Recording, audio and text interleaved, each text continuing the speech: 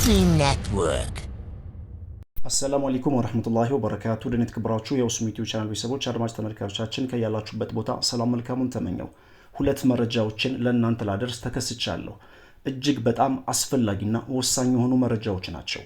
አንደኛው በሁሉም ባንኮች ከማክሰኞ ጀምሮ ተግባራዊ እንዲደረግ የኢትዮጵያ ብሔራዊ ባንክ ውሳኔ አሳልፏል። ሙሉ ዝርዝሩን አስደምጣችኋለሁ። ወደ ሁለተኛው መረጃችን ስንሸጋገር አዲሱን የመሬት አዋጅ በተመለከተ የሰሜን ወሎ፣ የደቡብ ወሎ፣ የሰሜን ሸዋ፣ የኦሮሞ ብሔራዊ ዞን፣ የዋግምራ ብሔራዊ ዞን፣ የደሴ ከተማ፣ የኮምቦልቻ ከተማ፣ የወልዲያ ከተማና ሌሎች የመሬት መምሪያ ኃላፊዎችና ባለሙያዎች ተገኝተው የተወያዩበትን የመሬትና ከመሬት ነክ ጋር በተያያዘ ሙሉ መረጃና ሙሉ ዝርዝር አደርሳችኋለሁ። ቪዲዮአችን ላይክ፣ ሼር ማድረጋችሁን አትርሱ። መረጃ አናንዛዛም፣ በቀጥታ ወደ ጉዳያችን እንሸጋግራለን። የኢትዮጵያ ብሔራዊ ባንክ ሁሉም ባንኮች ለተመረጡ የገቢ ዕቃዎች የብድር ሰነድ ወይም ደግሞ ሌተር ኦፍ ክሬዲት ኤልሲ ወይም ደግሞ ሌሎች የክፍያ መንገዶችን ሲፈቅዱ የኢትዮጵያ ጉምሩክ ኮሚሽን የሚያወጣውን ተመን እንደ አመላካች ዋጋ እንዲጠቀሙ ግዴታ ተጥሏል። ይህ ውሳኔ ተግባራዊ የሚደረገው ከማክሰኞ ከጥር 19 ቀን 2018 ጀምሮ እንዲሆን ተወስኗል። ባንኩ ውሳኔውን ያሳለፈው በቅርቡ ባደረገው ክትትል ባንኮች ለብድር ሰነድ የሚጠቀሙባቸው ዋጋዎች ከጉምሩክ ኮሚሽን የማጣቀሻ ዋጋዎች ጋር ሲነጻጸር ከፍተኛ ልዩነት እንዳላቸው ካረጋገጠ በኋላ መሆኑም ተገልጿል። ይህም በባንክ ስርዓቱና በጉምሩክ ኮሚሽን መካከል ያለውን የዋጋ ልዩነት ለማስወገድና የውጭ ምንዛሬ መረጃዎችን ትክክለኛነት ለማረጋገጥ እንደሚረዳ አሳውቀዋል። ብሔራዊ ባንክ በሐምሌ 2016 ተግባራዊ ባደረገው የውጭ ምንዛሬ መመሪያ የሀገሪቱ የውጭ ምንዛሬ ተመን በገበያው እንዲወሰን ማድረጉ ይታወቃል። በዚህም መሰረት ቀደም ሲል የነበረው ዝቅተኛ የገቢ ዕቃዎች ዋጋ መመሪያ ወይንም ደግሞ ሚኒመም ፕራይስ ዳይሬክቲቭ ተሰርዞ የገቢ ዕቃዎች ዋጋ ትክክለኛነት የማረጋገጥ ኃላፊነት ለባንኮች ተሰጥቶ እንደነበርም ይታወሳል። አዲሱ መመሪያ ባንኮች የጉምሩክ ዋጋን እንደ ማጣቀሻ እንዲጠቀሙ በማድረግ በገበያ ውስጥ የሚታየው የዋጋ ለመጣጣም ለማስተካከል ያለመ መሆኑም ተገልጿል። መረጃው የካፒታል ጋዜጣም ነው።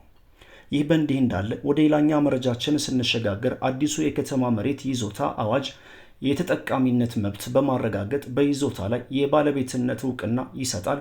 የአማራ ክልል መሬት ቢሮ የአማራ ክልል መሬት ቢሮ በከተማ መሬት ይዞታና መሬት ነክ ንብረት ምዝገባ አዋጅ ቁጥር 1381/2011 እና ተያያዥ የአሰራር ማዕቀፍ ዙሪያ በኮምቦልቻ ከተማ ስልጠና እንደሰጠም ተሰምቷል። በመርሃ ግብሩ ላይ ተገኝተው ንግግር ያደረጉት የአማራ ክልል መሬት ቢሮ ምክትል ኃላፊ አቶ አብሬ ከበደ አዲሱ የከተማ መሬት ይዞታም አዋጅ የተጠቃሚነት መብትን በማረጋገጥ በይዞታ ላይ የባለቤትነት መብትና እውቅና ይሰጣል ሲሉም ገልጸዋል።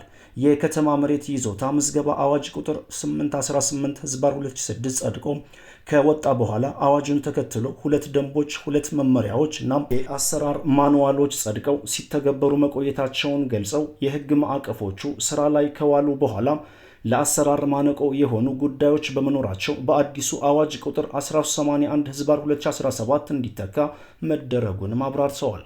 አዋጁም የከተማ መሬት ይዞታን ግልጽነት፣ ተጠያቂነት፣ መረጃን ማቀናጀት እንዲሁም ደግሞ ካዳስተር በመተግበርና አገልግሎት አሰጣጡን ለማዘመን ምቹ ሁኔታ ይፈጥራልም ብለዋል። አያይዘውም እንደገለጹት አዋጁ የሊዝ ስሪት በሚመራበት ሕግ መሰረት በሊዝ የተያዘ ወይም በሊዝ ሕግ መሰረት እውቅና የተሰጠው የከተማ ነባር የመሬት ይዞታ ላይ የተገኘ የተጠቃሚነት መብትም ያረጋግጣል ብለዋል።